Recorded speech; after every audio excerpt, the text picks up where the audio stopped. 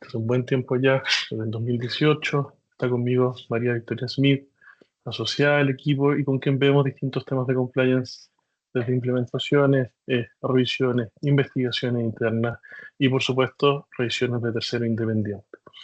¿Por qué? Y voy a dar la palabra inmediatamente a María Victoria para que ella nos guíe por esta primera parte de la presentación. La pregunta inicial es: ¿por qué hablar de esto ahora? Uno dice, bueno, la 21.595 está vigente hace poco, que habría que revisar. Lo interesante de la conversación y lo que nos motiva a hacerla es que hay efectivamente un cambio interesante en la normativa que hace repensar probablemente algunas de las cosas de cómo usualmente se ha llevado adelante la revisión del tercero independiente. De hecho, la nomenclatura de tercero independiente es más bien novedosa en el sentido de siempre ha sido un tercero independiente el que te revisa, pero antes el foco probablemente estaba más en la certificación. Certificación que, como vamos a conversar hoy día, no deja de ser relevante, no deja de tener un lugar en la lógica de compliance, pero evidentemente el legislador ha determinado un enfoque distinto o un enfoque complementario a la certificación en torno a tener un programa de cumplimiento efectivo y válido. Y que dicho eso, María Victoria, te dejo a ti para comenzar. Gracias, Eduardo. Buenos días a todos. Para comenzar, enfoquémonos en la pregunta que debe guiar toda organización. ¿Cómo asegurarnos de que el programa de cumplimiento no es de papel, sino que funciona en la práctica? La ley de delitos económicos, que viene a reformar la ley de responsabilidad penal de la persona jurídica, elevó el estándar. Hoy se espera una evaluación periódica, ¿verdad?, objetiva e independiente del modelo de prevención de delitos, y el acento cambia del formalismo a la efectividad real del programa, con impacto ya en la gestión cotidiana, ¿verdad?, y en la fortaleza de una eventual defensa penal. Un punto logístico también importante: el antiguo sistema o esquema de certificación, por ejemplo, de la CMF, ¿verdad? Tenemos la norma de carácter general 302, que dejó de regir desde ya el 1 de septiembre del año pasado. La CMF suprime el registro de entidades certificadoras y declara tácitamente derogada esta norma de carácter general, y el foco ya normativo se desplaza hacia informes de evaluación por terceros independientes como evidencia material de funcionamiento de manual de prevención de delito. Dicho esto, las certificaciones e informes ya de evaluación no compiten, vamos a ver en el proceso de este webinar que se complementan. Las certificaciones, por ejemplo, la ISO 37301, el estándar de compliance, ¿verdad? La ISO 37001, que es ya la de antisoborno, y así ordenan, estandarizan y comunican madurez, ¿verdad? El informe de tercero independiente demuestra evidencia trazable que el modelo está bien diseñado, se implementa de buena fe y funciona ya en lo que es la práctica, lo que lo convierte al final, en definitiva, en un insumo probatorio relevante ante la autoridad. Nuestro objetivo en esta instancia hoy día es entregar ya herramientas para poder construir una hoja de ruta para preparar, ejecutar, capitalizar esta evaluación, reduciendo tiempos, costos, transformándola en una ventaja competitiva frente a reguladores, clientes, inversionistas, ya en sintonía con la ESG. Un ejemplo muy breve, ya como para comenzar: una empresa certificada en ISO 37001 exhibía políticas impecables, pero carecía de trazabilidad en investigaciones internas.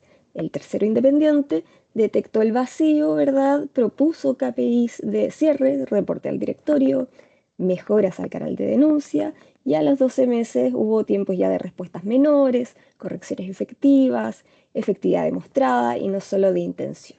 Dicho esto, vamos a partir comentando un poco la definición, ¿verdad?, el encuadre de lo que es el tercero independiente como tal.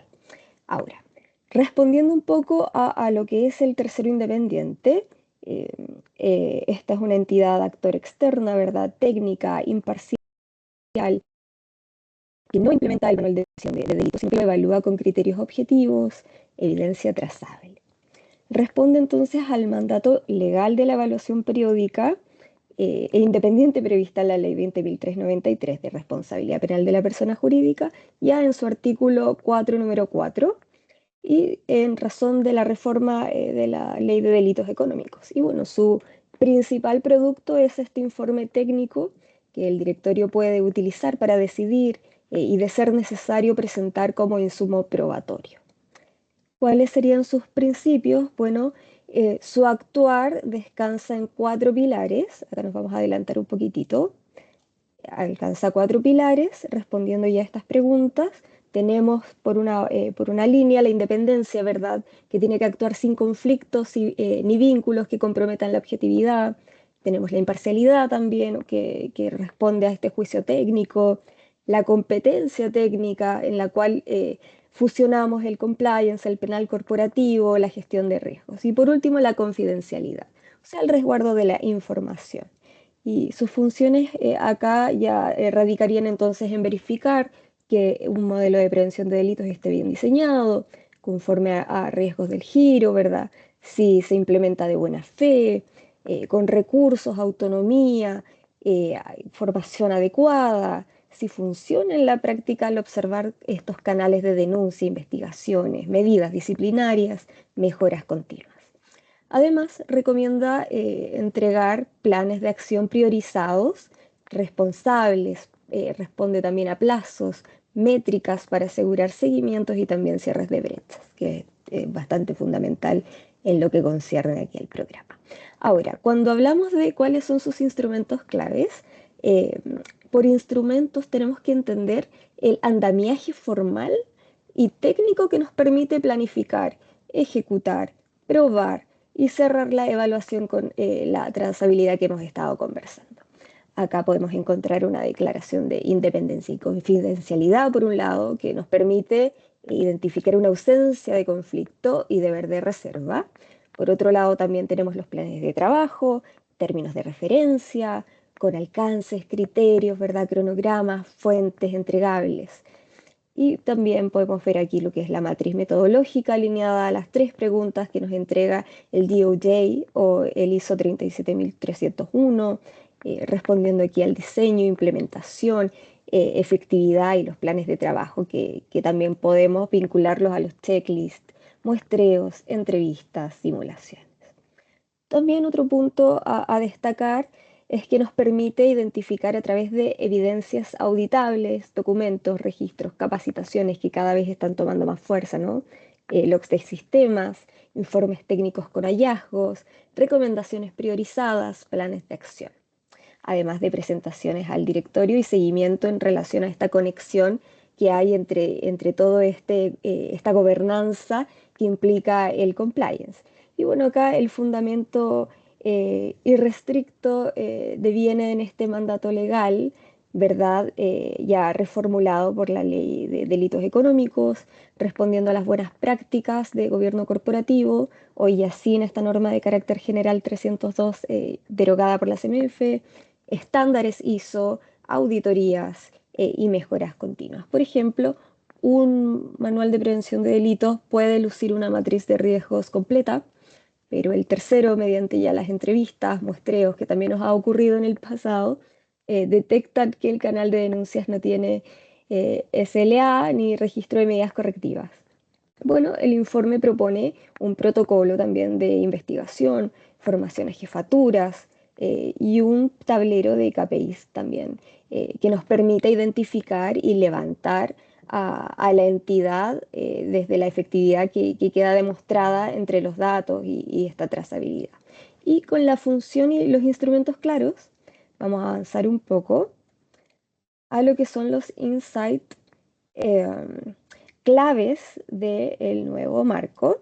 Aquí el tercero independiente no solo verifica, es importante recalcar que fortalece el programa y la cultura.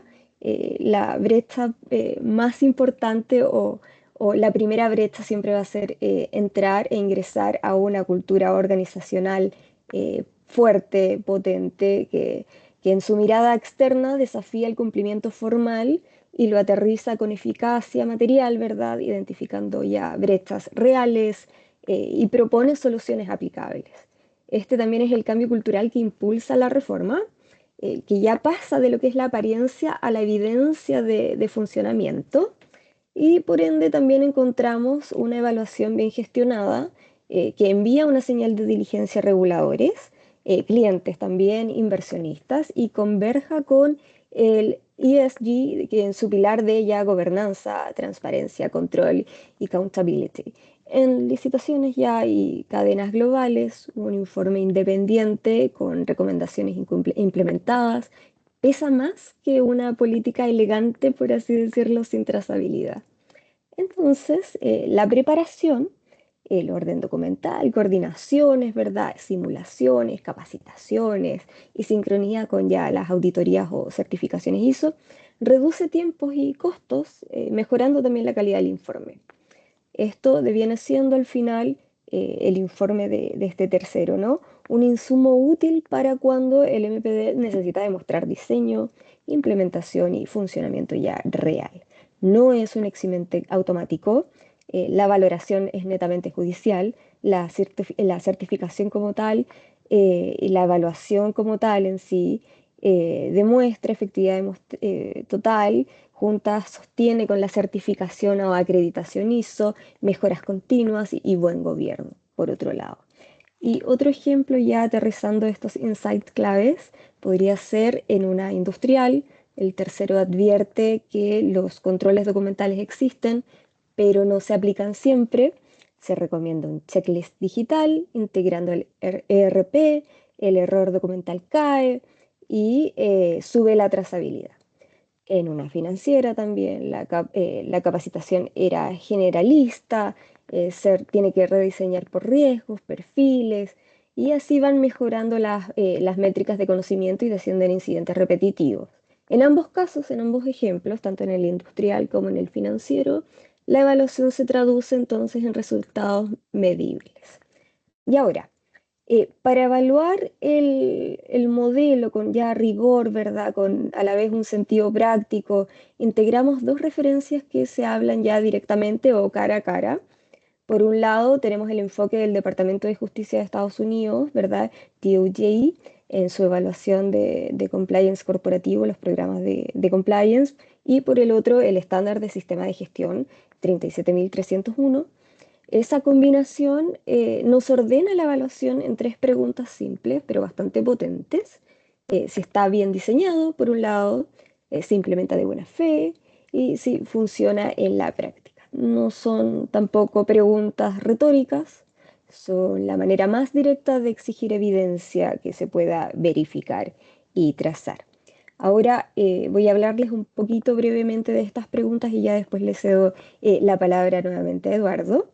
El primer criterio, si es que está bien diseñado o no, acá hay que partir preguntándonos si se reflejan los riesgos reales del giro, no una plantilla genérica.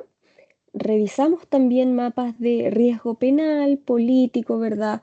Protocolos vivos, actualizados, la exigencia y existencia de canales claros, denuncias, consultas, a esto le llevamos ya el sistema vivo del compliance, roles definidos, si es que tenemos el oficial de cumplimiento, es un personaje conocido por la empresa, líneas de reporte, medidas disciplinarias, entre otras. Entonces, esto equivale al corazón del sistema de gestión, el contexto, ¿verdad? El liderazgo, planificación, soporte. Si el diseño no conversa con el riesgo, todo lo demás se tambalea. Ese es el fin último y la primera pregunta o la primera red flag que tenemos que encontrar. Ahora, si se implementa de buena fe, bueno, aquí tenemos que validar si el modelo se aplica de verdad, si tenemos recursos suficientes, ¿verdad? La autonomía del compliance, la formación diferenciada por riesgos, por funciones y los controles que operan. El DOJ pone un énfasis también bastante especial en las funciones externalizadas. ¿Por qué se externalizaron? ¿Quién las realiza? ¿Cómo se asegura su independencia y calidad? Esto evita también la apariencia de cumplimiento y empuja también a la empresa a demostrar que hay gobernanza sobre terceros críticos, se alinea además con las ISO antisoborno, ISO de privacidad que ya viene siendo la 27701 y así. Y por último, tenemos el tercer criterio que viene siendo si es que funciona o no en la práctica. Acá nos remitimos a la efectividad del programa. Siempre hay que pedir prueba de funcionamiento. No basta decir tenemos un canal de denuncias. Buscamos casos reales, tiempos de respuesta, ¿verdad? Decisiones, medidas disciplinarias, reincidencia y la mejora continua entre una evaluación y la siguiente. El DOJ habla de resultados timely and appropriately remediated. El aviso 37301 pide evaluación de desempeño y mejora, y así vamos incorporando y englobando criterios ya internacionales relacionados. Si hay brechas, entonces queremos ver el análisis de la causa raíz y correcciones que previenen o detectan mejoras ya en el futuro. ¿Y cómo lo operativizamos? Ya pasando del papel a la evidencia, traducimos estos criterios a un plan de evaluación con términos claros, levantamos entrevistas, ¿verdad? Estructuradas, muestreos, triangulamos evidencia y cerramos con un informe que encadena hallazgos, recomendaciones, planes de acción, y el directorio no así solamente termina tomando nota, sino que supervisa el cierre de brechas y se deja una constancia. Esta trazabilidad es lo que convierte una evaluación al final, en definitiva, en valor probatorio y también en gobernanza efectiva. Un pequeño caso también para ir complementando es que en un due diligence de terceros, por ejemplo, el diseño de la política existe. La implementación, la cobertura real llega solo al 30% de proveedores críticos. En la efectividad hubo ya 2 incidentes filiales el último año. Entonces, ¿cuál sería aquí la recomendación? Al final, si es que hubo estos 2 incidentes y este porcentaje pequeño en cuanto a los proveedores, es subir la cobertura a un 100% crítico, introducir también un screening continuo en el fondo y reportar los KPIs al directorio. Entonces, así podemos que en este plan de acción, en 12 meses, la reincidencia termine en cero y un tablero que nos muestre con datos que el control funciona. Eso es pasar de la intención a la evidencia. Y con estas 3 preguntas claras y aterrizadas, más adelante vamos a ver qué ocurre cuando la evaluación no se hace bien, cómo evitar estos costos de selección del tercero, trazabilidad y seguimiento serio. Así que Eduardo, te dejo ahí para que complementemos un poco. Gracias, María Victoria. A ver, voy un paso más atrás, tal vez, para ir complementando alguna idea. Lo primero, y yo creo que aquí probablemente, obviamente aquí tenemos los invitados, están equipos de compliance internos, también hay colegas asesores. Un poco las preguntas que nosotros nos estamos haciendo es doble, desde la perspectiva de la empresa, por ejemplo, que hoy día tiene que probablemente el directorio, porque como todo sucede en estas cosas, sucede en el tiempo, probablemente el directorio le ha solicitado una certificación. Nuestra experiencia desde mucho tiempo es que la certificación era bastante bien acogida, porque la certificación tenía al menos desde un tema de perspectiva, tenía un elemento interesante que era una sensación de que el programa estaba bien, había pasado por algún tipo de visto bueno. Entonces, y como todas las cosas que tienen las normas, se comienzan a generar algunas dificultades. Hablo de esto porque esto fue, no sé si largamente, pero fue ampliamente discutido en la norma, la nueva versión de la norma, en torno a qué era el espacio de mejora, qué es lo que ahora está buscando la norma. Se habló mucho de esta sensación de seguridad que se da. Y la verdad es que esta lógica donde uno recibía tal vez algo que lo hacía sentir, aunque muchas veces, ojo, quiero ser también muy justo, muchas veces las certificaciones que nosotros nos tocó mirar eran bastante claras en aquello que faltaba. Pero lo que terminaba sucediendo era que el directorio a veces en algún esfuerzo de todas las cosas que tiene que ver simplemente decía, ah, perfecto, tenemos el certificado, ya estamos, increíble. Obviamente que eso da espacio tal vez para asesorías menos escrupulosas, pero la verdad es que nuestra impresión es que eso era más bien minoritario y la mayoría de, o la amplia espacio de los certificadores era bastante serio y tenía y buscaba justamente esto. ¿Cuál es la problemática desde esta perspectiva? Y por eso hablo de un tema de óptica que creo que es importante tener muy presente. Es que efectivamente la certificación tenía la complejidad a veces de caer en el formalismo. ¿Qué se refiere a esto? Es en el check. Obviamente que, esto es una conversación que yo he tenido nuevamente con colegas de todo tipo, es qué otra forma hay de hacerlo sin un checklist. O sea, uno tiene que hacer preguntas y respuestas. Entonces, ¿cuál es la visión o qué es lo que debería estar dándote el tercero independiente de aquí en adelante? El tercero independiente ya dejó de ser aquel que te dice tu programa está bueno, eso todavía lo puede hacer un certificador, ojo, pero la norma al menos lo que habla es de un tercero que se vuelve un partner que lo que busca es justamente lo que ha dicho María Victoria, es cómo se estructura, y aquí es muy interesante pensar en cómo se estructura un modelo de una forma que sea efectivo. Y eso lo que esto lo nos dice, nuevamente, nos lo dice la historia, la misma historia nuestra en materias de judiciales, y también la experiencia comparada, es que cuando un programa entra en escrutinio, que es que efectivamente el gran momento en que el programa se pone a prueba, en escrutinio judicial, vamos a decir, en escrutinio litigioso, lo que hace un fiscal es buscar lo que ha dicho María Victoria. Uno no puede pretender que presentar los documentos sea suficiente. Aquí tienen que haber cosas concretas que demuestren que había un interés por construir lo que se llama la función de cumplimiento al interior de la empresa. Lo conversaba también con otro colega hace muy poco.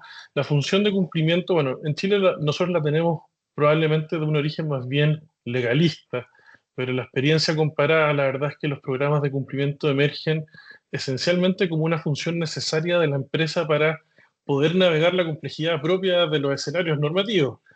Hoy día se habla lo decía el DF hoy día, del boom normativo. Entonces, ¿qué es lo que sucede?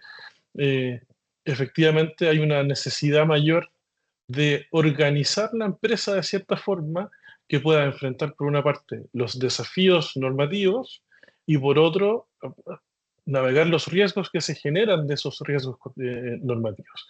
Entonces, ¿qué es lo que termina pasando? Que el programa tiene que ser real. Y para que sea real, las preguntas ya no son necesariamente, o sea, probablemente las incluyen, pero ya no son únicamente si el programa tiene un protocolo de tal o cual característica o si tiene un oficial de cumplimiento debidamente nombrado. Esas son cosas que probablemente entran a ser un desde, entran a ser la base sobre la cual se construye un programa real. Por eso las tres preguntas. ¿Está bien diseñado el modelo? Pareciera ser un punto de inicio, pareciera ser un punto donde uno simplemente se pregunta si la estructura es idónea para la empresa que se tiene. Aquí la verdad es que hay los programas son tan distintos entre empresas como el tamaño, industria, objetivos que tiene la empresa. Pero estar bien diseñado es efectivamente la primera tarea y los que nos dedicamos a implementaciones estamos muy metidos en esto y pensando arduamente en cómo se implementa correctamente un modelo. Esta implementación correcta, ahí está, aquí es donde yo pongo mi experiencia en esto, es simplemente decir que la implementación correcta tiene que ver con cómo yo traigo a la más alta administración y a la gobernanza al interior de la empresa, lo acerco a cumplimiento. Pongo solo un ejemplo. Nosotros hemos implementado programas y resulta que hay un momento de transición, los que tienen programas implementados tal vez lo vivieron, hay un momento de transición en el programa donde todavía existen las viejas prácticas. Por ejemplo, un ejecutivo que tiene relaciones increíblemente cercanas con funcionarios públicos. Em, y cuando uno dice, mira, es que hemos cambiado esta forma de funcionar, porque ahora tenemos una política, el diseño, tenemos una política, bueno, y el funcionario no funciona, el ejecutivo dice, lo que pasa es que yo funciono así, yo siempre he funcionado así, y esto es necesario para que así sea, para que así funcione, esto nos tiene una buena relación con nuestro, eh, con nuestro funcionario público local, que usualmente una Seremi o bien una municipalidad o quien sea. Y ahí la pregunta respecto al diseño y ahora la implementación es, este tipo de discusiones sobre ejecutivos, por ejemplo, que son muy cercanos a funcionarios públicos, que ha sido debidamente levantado en el programa, que ha sido debidamente ejecutado en las políticas, la pregunta que probablemente ahora nos vemos enfrentados, y que es lo que va a estar buscando probablemente el tercer independiente, es, bueno, cuando uno encuentra esta situación, donde hay efectivamente un ejecutivo que decide, dice, mira, yo tengo que funcionar así, la pregunta va a ser en la implementación adecuada si es que esta discusión sobre cuáles son los riesgos de operación, por ejemplo, que un funcionario de la empresa o un ejecutivo de la empresa trabaje así, de esa forma, con funcionarios públicos, es razonable o no, o es aceptable el riesgo. Y esa discusión es lo que nosotros creemos que probablemente es lo más difícil, o es lo más inusual. ¿Qué es lo que tiende a pasar? Y nuevamente, por supuesto que no todo funciona así, pero un poco en la velocidad de la empresa, en la velocidad de las necesidades que son más bien de tinte económico, lo que tiende a suceder es que el tema de cumplimiento queda mirado o relegado tal vez a partes de la empresa donde el directorio no las ve con tanta claridad. Por eso finalmente la implementación adecuada del programa, o sea, pues ya hablamos un poquito del diseño, en la implementación adecuada del programa es las preguntas duras que se le hace el DOJ, y nosotros nos basamos en DOJ no por otra cosa, sino porque en Estados Unidos son increíblemente prácticos y la verdad es que van directo al grano. No hay una pregunta de cuántos papeles tienes, sino que la pregunta, obviamente hay una pregunta sobre el diseño, pero la pregunta esencial es, bueno, ¿se tomaron decisiones al interior de la empresa que fueran coherentes con este programa? A la empresa le dolió, por así decirlo, el bolsillo en tomar estas decisiones. Cuando un ejecutivo se salió de las políticas, a pesar de que sea un ejecutivo de alto cargo o un ejecutivo rentable para la empresa, se tomaron medidas. Entonces, todas esas preguntas, que son las preguntas verdaderamente difíciles, probablemente son lo que trae a la realidad. Yo creo que todos, no sé si todos, pero la mayoría de los que estamos aquí presentes se acuerdan del caso Corpesca, donde efectivamente, que es uno de los pocos casos que tenemos, donde efectivamente esta fue la pregunta central. La pregunta central fue, no si tienes un programa escrito, obviamente que el diseño siempre es importante, nunca lo quiero minimizar, pero cuando estás bajo la revisión de un tercero, eh, efectivamente la pregunta de qué documento tenías o no pasa probablemente a un segundo lugar. Obviamente que si no tienes ni siquiera el papel, está en otro tipo de problema, pero teniendo el papel probablemente no está la pregunta de cuál es la calidad interna del papel, si es el mejor papel posible, si la verdad la pregunta es si es que este documento o esta forma de ver la función de cumplimiento está en donde importa, en donde se toman las decisiones. Y eso finalmente uno dice, bueno, ¿cómo lo aterrizamos? Cómo, cómo uno llega a esto? Y nuevamente, yo en esto soy bien majadero, para nosotros, al menos lo que hemos visto con mayor efectividad es gobernanza. Es decir, si hay un directorio, el directorio que hable de estos temas de vez en cuando. Obviamente que uno no quiere quitarle el foco al negocio, siempre el negocio va primero, pero este tema debe estar dentro de los directorios en forma periódica y lo más probablemente en forma continua. Obviamente que nosotros siempre proponemos, o hay una mirada de si es que es posible tener un equipo encargado de esto, de ser el oficial de cumplimiento tal vez con algún gerente, si es un gerente, bueno, ¿con quién más habla? Porque finalmente la implementación de estos programas, nuevamente estoy en la segunda pregunta, la implementación de estos programas requieren un esfuerzo continuo, es decir, nuevamente vuelvo a la lógica o a la mirada del implementador. Nosotros cuando implementamos el programa, claro, uno dice, el programa nace a la vida, tienes todos tus documentos, tienes todos tus riesgos, tu matriz, tu estructura, está todo obviamente implementado. Hemos hecho capacitaciones, levantado canales de denuncias, nombrado al oficial de cumplimiento.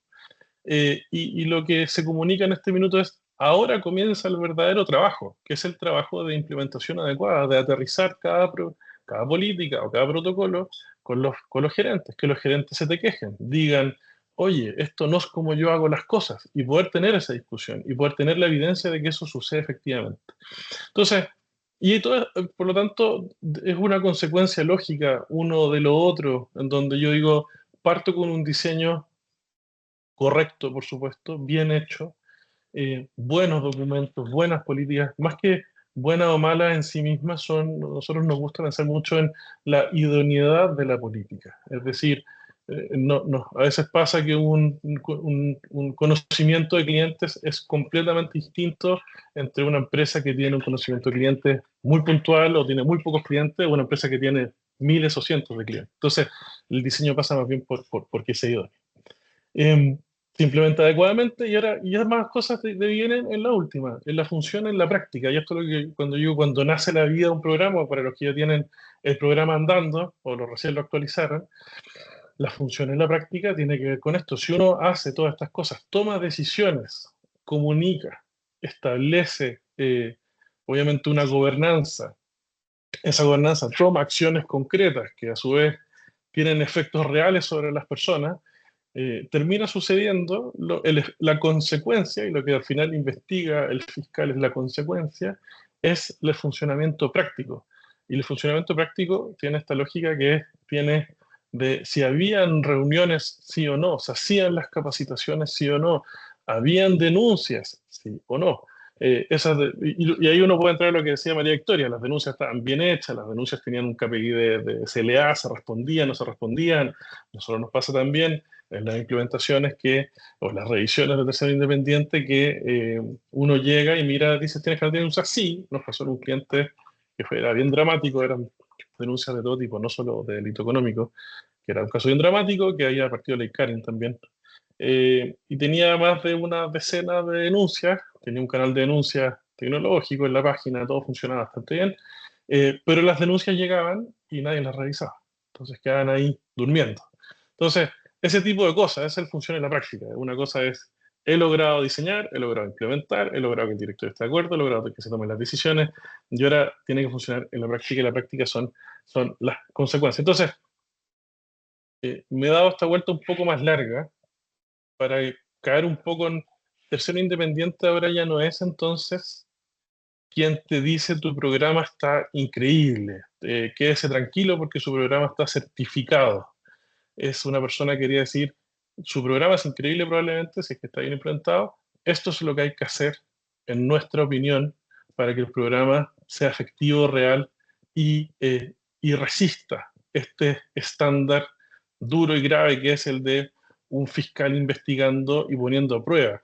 Siempre hay otro caso, el caso supermercados, que toma el mundo libre competencia, pero uno de los pocos casos que tenemos donde se ha dado la situación que un programa significó una reducción de la pena o de la sanción en este caso, porque en el caso de supermercados, Walmart, ¿qué tenía? Tenía el funcionamiento en la práctica, tenía las capacitaciones, tenía el oficial de cumplimiento, hacía las cosas, las actividades y pudo demostrar de que es algo que permeaba la más alta administración, que venía de Estados Unidos en este caso, que siguen a su vez en la lógica del DOJ, donde las preguntas son, ¿qué estamos haciendo en verdad?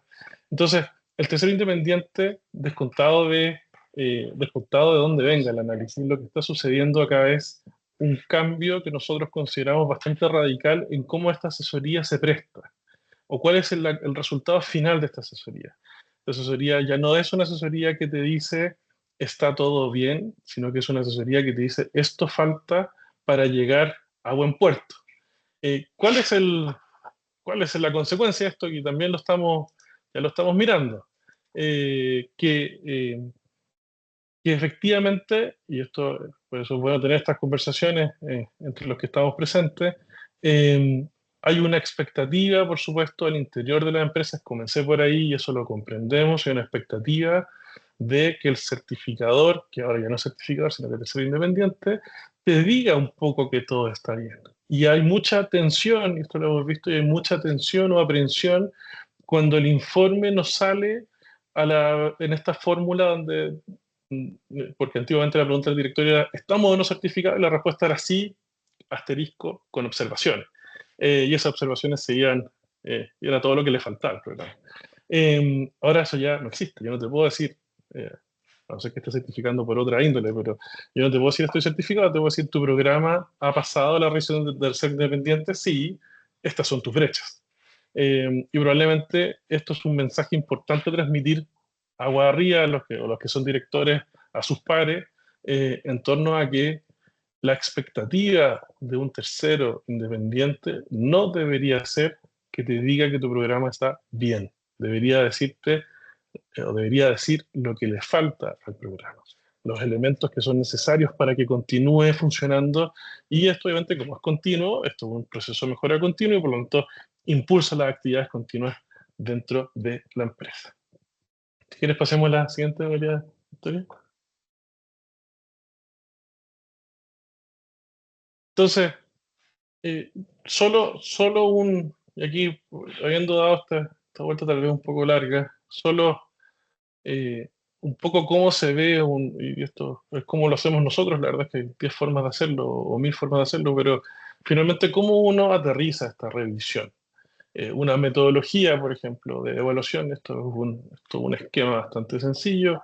Obviamente que uno tiene aquí la revisión probablemente eh, no se va a ver idéntica a la que existía tal vez previamente en sistemas de certificación puro, sino que más bien la definición, alcance, criterio y tiempo puede que sean ligeramente distintos en atención a que la lógica de revisión va mucho más allá de si tienes o no los papeles, si tienes o no, como decíamos antes, el programa bien implementado, bien diseñado, sino que las preguntas deberían ir en torno hacia, ¿es este programa real?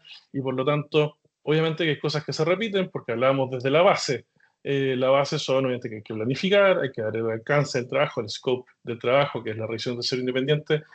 Todo lo que hemos dicho hasta ahora probablemente es justamente cómo se ve o cómo nosotros describiríamos una metodología o un scope of work para un tercero independiente.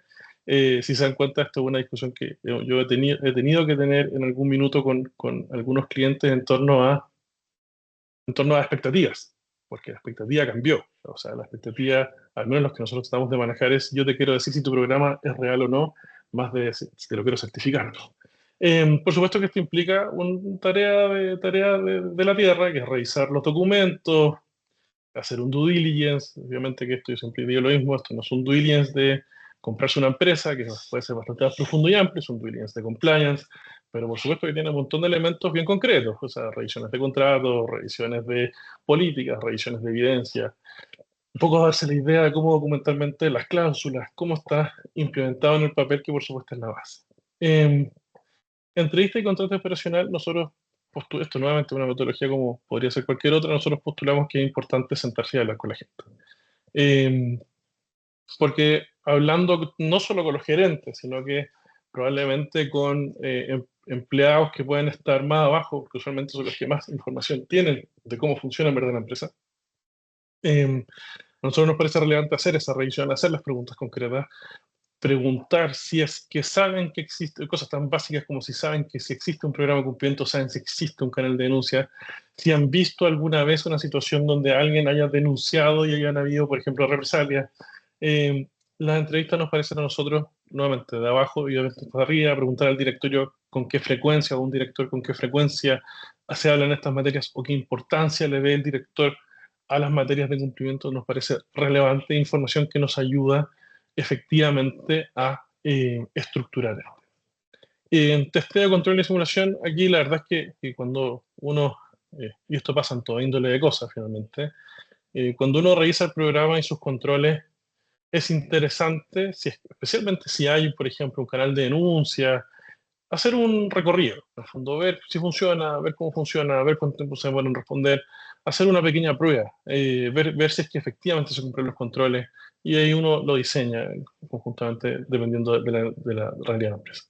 Y por supuesto, el resultado del informe, de los hallazgos, las recomendaciones, la priorización, eso tiene que ver con, nuevamente, con esta lógica ya no de certificar, al menos desde la perspectiva de un tercero independiente puro, nuevamente, me- quiero pensar que hay certificadoras o terceros que van a seguir certificando bajo lógica ISO o la verdad es que cualquier lógica que sea relevante, o sea, válida en el mercado, lo que me parece perfecto. Pero nuevamente lo importante es que eso probablemente va a ser tener un programa certificado va a ser probablemente una buena evidencia en un juicio, un buen antecedente frente a este testeo. Lo interesante es hacer, si es que te preguntaste si más allá de los buenos documentos y la ISO y cumplir con todos los checklists, tenías efectivamente esta realidad de la que hemos hablado. Pero esto solamente para que se den una idea general de cómo se ve un plan de trabajo, cuál es la metodología. La verdad es que una metodología sencilla, en la que eh, nosotros, uno puede decir, de este proceso uno saca un informe de tercero independiente. Dame con la siguiente, por favor. Ya, nosotros lo que pasa es que aquí pusimos esta, y creo que la siguiente no sé si habla un poquito más de este tema, si no dejamos esta. Eh, ¿Qué es lo que sucede? Y yo creo que lo hemos dicho en todos, la verdad es que de varias formas, en lo partido diciendo María Victoria, hay un cambio. Yo creo que esto es importante entenderlo. Hay un cambio. ¿Este cambio qué significa? Que hay una derogación incluso de las normativas de la certificación antigua, la certificación donde haya un registro ante la CMF, la certificación donde hay certificadores autorizados por un regulador en Chile. Eso dejó de existir. Probablemente el concepto de certificador bajo como nosotros lo entendíamos, dejó de existir. ¿Qué es lo que sucede? Que el certificador, las certificaciones, producto probablemente, como he dicho, de una ISO, de un marco teórico aceptado por una industria, por varias industrias, que refleja al tercero un cumplimiento con ciertos estándares, eso continúa existiendo y va a continuar existiendo siempre. Lo que sucede es que una estructura de cómo se haya planteado la forma de cumplir o de lograr programas efectivos cambió, y esto fue nuevamente amplio, lo mencioné antes, fue amplísimamente discutido en la generación de la normativa de la nueva ley de delito económico. Específicamente porque tenía fue una buena idea inicial, le da certeza a los participantes de esto fue un poco la antigua historia de la ley, cuando se la 2393, la discusión fue harto en torno a cómo tener certeza de que tu programa estaba bueno, y ahí salió la lógica de las certificaciones, que era alguien que te decía que tu programa estaba bien. Eh, pero pasados los 10 12 años, pasó el tiempo, y los legisladores dijeron, bueno, resultó que esto de decir que el programa está bien, y nuevamente yo siempre insisto, los certificadores hacían un gran esfuerzo ponerle el asterisco y decir, oye, con observaciones, y te falta esto, y tienes que hacer esto los próximos 2 años para que sea efectiva esta certificación. Pero las empresas tenían su enmarcado, su certificado enmarcado, y les parecía fantástico, y a veces tenían una sensación tal vez de falsa seguridad, insisto, no por los certificadores, sino más bien un poco por cómo funciona la naturaleza humana. Entonces, con eso comenzamos. Hay un cambio significativo en quién certifica, cómo certifica, qué es lo que sucede. Eh, y ahora hay un informe de tercero independiente que efectivamente lo que hemos hablado hasta ahora. Ahora, certificaciones tienen que continuar existiendo y van a continuar existiendo, y probablemente esto lo que va a ayudar es y esto es una opinión nuevamente personal, esto va a ayudar en el mercado a que los buenos actores en certificación, los que ya trabajaban bajo un marco teórico, racional, estructurado en torno a, por ejemplo, estándares internacionales como una ISO, van a continuar sin problemas, van a poder certificar bajo sus nuevos estándares y probablemente van a tener un valor agregado enorme a sus programas de informes de evaluación. El desafío probablemente de la industria va a ser ya no solamente te certifico, sino que te hago una revisión concreta y profunda de los informes de evaluación, es decir, te hago una revisión de tu programa en sentido real, y por supuesto se genera, y es un poco lo que nosotros trabajamos, esta mirada que probablemente es distinta a la lógica que nosotros, aquí nuevamente lo digo desde mi avenida, nosotros no nos declaramos certificadores, nosotros no certificamos una ISO, sino que más bien proponemos esta revisión desde la asesoría, donde uno mira si el programa es real o no, y hacer este ejercicio, que es un ejercicio honesto, medio crudo, de mirar tu programa y decir todo lo que le puede faltar en orden a hacer un mejor programa, por supuesto. O sea, en orden a hacer las cosas bien. Entonces, nuevamente, yo creo que es reciente la ley, estamos trabajando en eso. Probablemente esto es parte de las razones por qué queríamos que hacer este webinar. Era importante un poco para, nuevamente, poder comunicar que esto es lo que nosotros esperamos que comience a suceder, es que este asterisco que había antes de los programas de lo que te falta comienza a tener un rol más protagónico. ¿Y qué más con la siguiente aquí?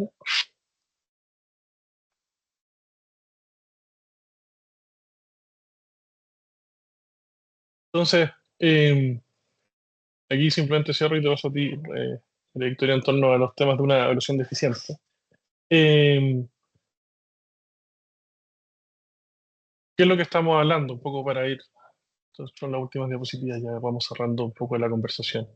Eh, ¿Qué es lo que nos sucede? Evidentemente, y esto conecta con lo que estamos hablando arriba. ¿Qué es lo que probablemente los que tienen empresas dicen, bueno, ¿cómo estoy listo para una certificación? También nos pasaba mucho eso. Estoy listo para la certificación, estoy listo para ser independiente. Eh, y aquí hay dos respuestas, la verdad. Solía haber una respuesta y fue cambiando, al menos humildemente. La primera respuesta antiguamente, cuando era una certificación tipo ISO, decíamos, mira, la verdad es que la ISO lo que va a hacer es que te va a hacer una auditoría, te va a revisar los procesos, te va a revisar si te cumpliste efectivamente, te va a pedir evidencia y tiene una serie de características que son propias de la auditoría. Eh, y obviamente si tu programa está recién implementado, aquí estábamos hablando de equipos que habían recién implementado hace menos de un mes sus programas, nosotros decíamos, mira, probablemente no estás listo para una certificación, es algo que se construye, probablemente tenemos que hablar con alguien que certifica, cosa de avanzar en entender cómo se debería y prepararte para una certificación exitosa. La certificación termina en que lo lograste, en que estás certificado. Tercero independiente, nuestra lógica es distinta. Por supuesto que la lógica de aquellos que están recién implementados no necesitan tercero independiente, tienen que una tarea mucho más difícil que probablemente que es darle vida y efectividad a su programa, hacer las cosas, las actividades propias del programa y ponerse a trabajar en que el programa sea efectivo y real. Por supuesto que ahí el implementador tiene usualmente la capacidad de apoyar en ese proceso, pero efectivamente un tercero independiente puede servir ahora, ya no es necesario, obviamente que hay que prepararse y pensar, pero un tercero independiente puede ser efectivamente algo que se puede hacer incluso cuando el programa no esté al 100%, siempre y cuando uno maneje las expectativas de la empresa o de los directores o de la alta administración en torno a que ahora un informe de evaluador independiente ya no es un informe de todo está bien, sino es un informe de qué es lo que te falta para que el programa esté al 100%. Entonces, eso yo creo que es lo relevante. Obviamente que en torno a eso, y eso es lo que nos hablaron un poquito María Victoria, es qué es lo que sucede. O sea, si uno no hace si uno no sigue esta lógica, el informe tal vez no es tan idóneo, qué es lo que podría pasar. Así que te dejo a ti, María Victoria, con esa parte. Súper, gracias Eduardo. Es súper relevante entender esta línea como que una evaluación deficiente no es neutra, sino que efectivamente daña. A la empresa le quita valor probatorio, instala una falsa sensación de cumplimiento y deja brechas críticas abiertas. Al evaluador lo expone a riesgos reputacionales también, civiles e incluso penales si es que su trabajo termina siendo engañoso o carente de diligencia. La ley de responsabilidad penal de la persona jurídica y la ley de delitos económicos exige objetividad e independencia, como habíamos ya mencionado en todo este webinar. El estándar del DOJ y la ISO 37301 exigen evidencias y mejoras.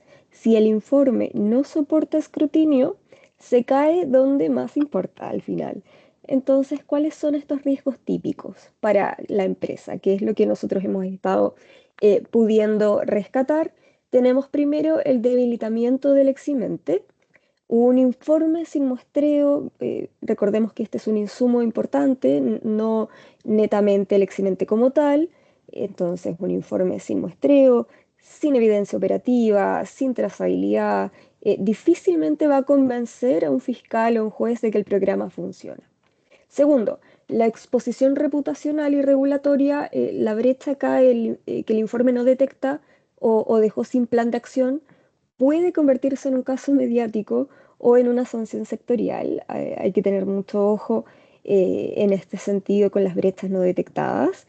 Tercero, tenemos un costo oculto asociado, decisiones estratégicas basadas en un diagnóstico pobre, retrasando también años de la madurez del sistema, eh, y así un sinfín de pequeños riesgos asociados. Tenemos también, por otro lado, riesgos para el evaluador.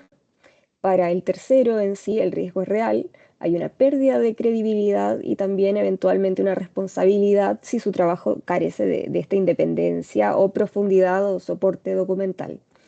Por eso insistimos también que deben haber términos claros de reporte, papeles de trabajo completo, todo lo que nos indicaba Eduardo anteriormente y en la ética ya profesional como parte de control. Y ahora, ¿cómo se mitiga? Bueno, la mitigación empieza siempre antes de la evaluación, ¿verdad? Seleccionar a un tercero con independencia acreditable, experiencia sectorial, metodologías, y luego ya fijar estos alcances y criterios en los términos de reporte, exigir trazabilidad de cada hallazgo, de las evidencias, pedir recomendaciones también accionables con responsables, plazos, KPIs, etc. Finalmente, el directorio también debe recibir este informe o el grupo administrador de la empresa, ¿verdad? Para aprobar el plan, hacer seguimientos formales, hasta poder lograr un cierre de brechas satisfactorio. Ese circuito documentado es el que salva el informe en escrutinio.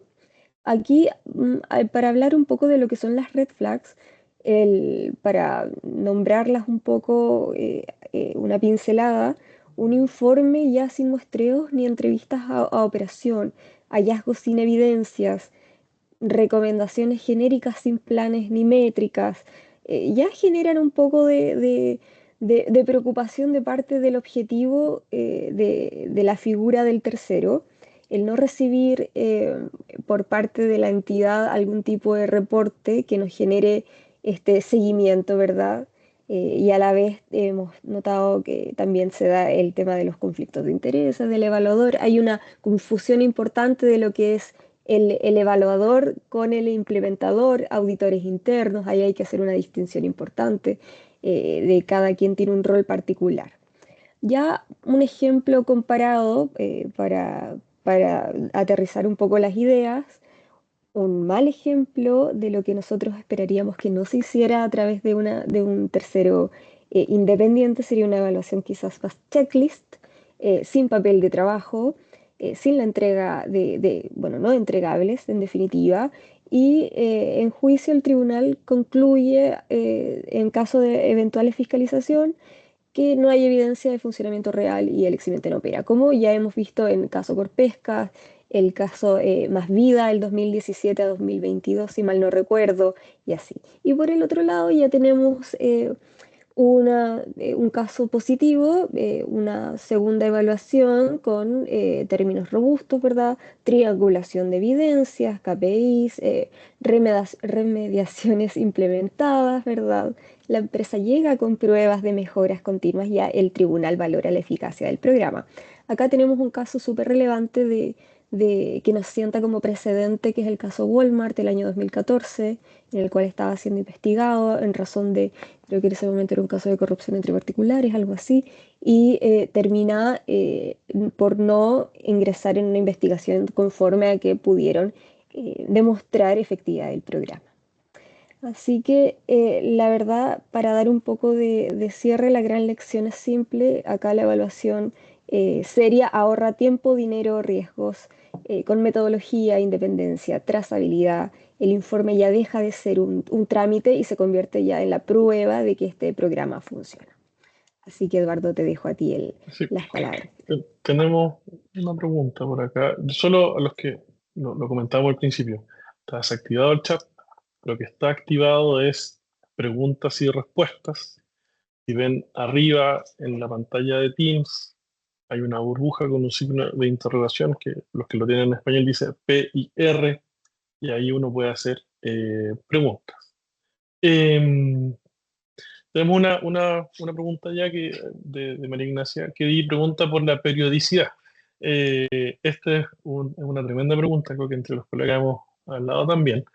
Eh, a ver, la periodicidad, la ley no, primera línea, la ley no dice periodicidad, dice que debe ser periódico, ¿ya? Y dice que debe estar en el programa, así que el programa mismo será, cada empresa determinará su periodicidad. Eh, Obviamente que aparte tampoco puede ser increíblemente seguido, porque si uno hace bien la implementación, la verdad es que lo que termina sucediendo es que uno queda con un plan de trabajo, un plan de mejora, y por lo tanto tampoco es que uno pueda estar haciéndolo muy seguido. Nuestra impresión, y esto es algo que iremos probando en el tiempo, la verdad, nuestra impresión es que anualmente, al igual que muchas otras auditorías, suena un plazo bastante razonable, suena un plazo bastante estructurado, y la verdad es que uno al final, esto probablemente va a ir tomando la forma en donde uno tiene sus estados de resultado, uno tiene sus auditorías internas y tiene su tercero independiente con cierre de año. Em, pero eso sería un poco la, eh, yo diría la periodicidad. Y nuevamente lo dije en su minuto, la pregunta del momento también es importante, especialmente que entender un poco la madurez de tu propio programa y qué es lo que estás buscando. Em, Tengo una pregunta, me llegó aquí al WhatsApp, que me pregunta un poco sobre el desafío que se han observado en las empresas que no tienen grandes recursos para gestionar efectivamente un programa. Yo creo que esta otra pregunta muy usual en torno a este tema. Eh, ¿Qué es lo que sucede? La ley tiene, la verdad es que distingue poco más allá de que la ley efectivamente tiene un límite, que es si eres pequeña en la empresa, una cantidad de ventas sobre la cual te aplicas o la ley 21.595 completa o la versión anterior de la 20.393.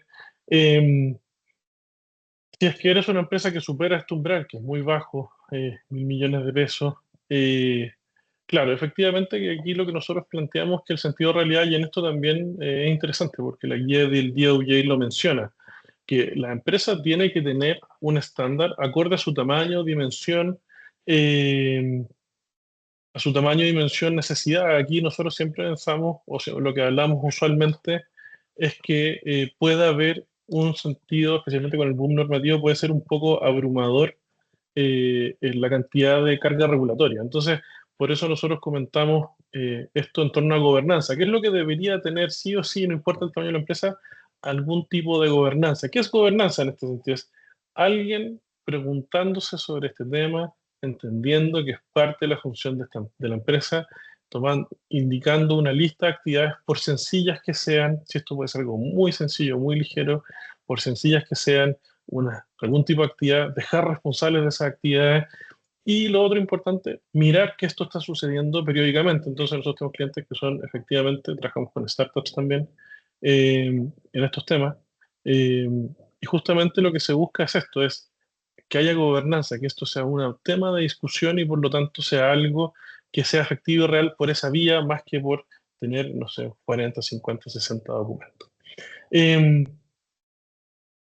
Sobre las empresas que proveen servicio de evaluación, yo creo que al final, nuevamente, tengo una pregunta de Daniela. Sobre las empresas que proveen el servicio de evaluación, aquí la diferencia, yo creo que la gran dificultad va a estar en torno a que, como dijo la CMF, se canceló el registro, o sea, ya no hay un registro que da algún tipo de certeza, tal vez el registro es algo que se podría haber mantenido, pero la verdad es que obviamente que en salir del proceso o la lógica de esta certificación primero y de la ley se cambió eso. Así que la verdad, la sugerencia acá está simplemente en buscar aquellos, como sería con cualquier proveedor, primero buscar varios proveedores, no solo uno, como lo debería tener cualquier política de compra de una empresa, buscar varias cotizaciones. Y segundo, obviamente, buscar por algún tipo de criterio que son experiencia, conocimientos o demostración de experiencia pasada en estas materias de evaluación e implementación en materias de cumplimiento. Sobre el perfil mismo, nuevamente, yo creo que el perfil sigue siendo amplio. Yo creo aquí que no necesariamente tienen que ser abogados. Obviamente que abogados son inmediatamente llamados al tema, auditores también, eh, que pueden tener esta mirada. Lo importante, sí, lo que hablamos ahora, es que, o la exigencia que probablemente se le iría a hacer al asesor de que si lo puede cumplir o no, es de si es capaz de hacer esta prueba de realidad sobre el programa. Em, Eso, si no, si, me llega una última acá. Em, que tal vez María Victoria, si tú quieres tomar en parte esto que lo mencionaste, dice, si el objetivo no es un checklist, ¿qué métricas o indicadores concretos se recomendarían para demostrar proactivamente la eficacia material de un modelo eh, más allá de que no se ha cometido un delito? Nunca en la empresa. Súper. Vamos a volver entonces a la diapositiva del flujo de la metodología, que es solamente una idea, ¿verdad?, de cómo se puede realizar. ¿A qué me refiero con que no es un checklist? Es que como el sistema tiene que estar vivo, tenemos que demostrar mediante diferentes tipos de actuaciones no netamente hacer un listado, sino que también en nuestra experiencia ha sucedido que partimos de alguna hoja ruta, ¿verdad? Alguna guía que en definitiva a través de entrevistas operacionales, entrevistas a cargos claves, nos damos cuenta que van apareciendo nuevas aristas, nuevas instancias que generan operaciones ya de mejora, ¿verdad? Alternativas, entonces vamos complementando. Entonces no es netamente algo preconstruido que se va a sostener en el tiempo de la evaluación del tercero, sino que va a haber una construcción dinámica en razón de la evaluación del tercero. Eso me refiero con que no es un checklist, es algo que va mutando en razón de todos estos pasos, ¿verdad? Que te abren la puerta a nuevas situaciones ya a nivel de entorno de riesgo. Perfecto. Oye, estamos en el tiempo, estamos un poquito pasados. Queremos agradecerles a todos por su asistencia, por el tiempo que se dieron para escucharnos. Todos creo que tienen nuestros correos electrónicos, probablemente van a recibir algún mensaje nuestro, una encuesta. Así que encantados de tenerlos, totalmente disponibles y ojalá no volver a vernos en alguna otra instancia similar. Muchas gracias. Gracias, que estén muy bien.